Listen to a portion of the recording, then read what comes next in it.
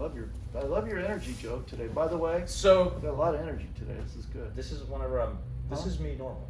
This is you normal? Yeah. Got So a hey, lot of great so ideas. Spencer, I have a question for you.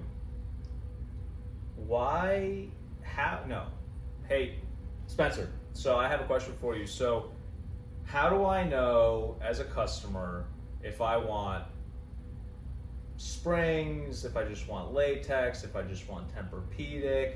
I'm brand new to beds. I've only been sleeping on an IKEA or like some POS that I got from Amazon like 5 years ago, and I'm sleeping in a hole. Like, what kind of bed should I get? I would ask you a few questions. I would say, Okay. how important is durability to you?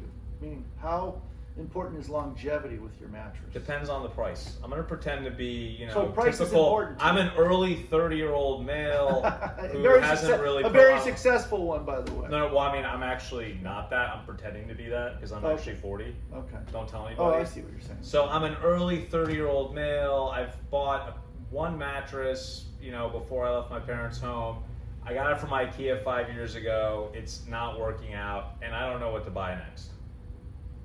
Again, I would ask you questions. First question would be, and I'm not going to bring up how much money you're going to spend. First is, how long are you looking for a mattress to last? Okay, I'd like it to last at least 5 years.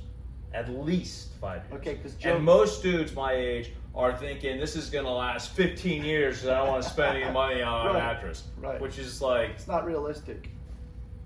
Okay, so 5 years. Just so you know, the national average is about, I don't know what it is. It used to be 9.6 years, but 10 years in a home.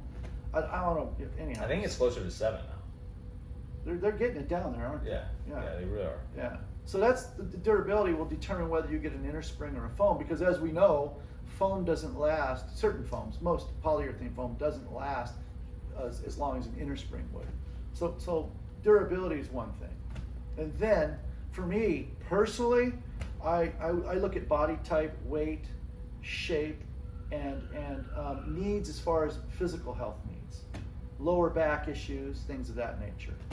So, When I don't look at any of these things. Thank God I'm not the one in charge of sales. but I do. Right. I do. So there's a lot that goes into this. So like, Yeah, those are all different like components we have to look at that'll determine what bed you're going to actually ultimately. okay, end so up with. I'm a 6'4", 6'2", 200 pound. I've been sleeping in an IKEA bed. My lower back hurts. Okay. Occasionally, not all the time, but I'm noticing my shoulders are starting to ache a little bit more, and I know I need a new mattress. What kind of mattress So should it's I going to be inner spring. get? Okay. It's going to be a nice thicker gauge inner spring because of your weight. So that's to start, and then we're going to put a firmer feel comfort. I want like a medium firm. Yeah, it's going to be a firmer layer that's going to sit on top of that spring of I'd like to do latex, something that's got good structure to it, nice pushback to it. And then on the top, I'd probably put a little super soft polyurethane foam quilt on top, or non-quilt. Now, what kind of ILD? Oh, for your shoulder, because you mentioned you had a shoulder issue. You want it to go in, so it's got to graduate nicely into that. All three have to work in tandem here. So you would probably do a 28 ILD All right. in there. I don't know what that means, but that's okay. You don't need to explain it now because we're going to do a whole separate video on ILD. Yeah, so we can craft it basically to your needs. Okay. But when you start doing that, pricing then becomes an issue as well.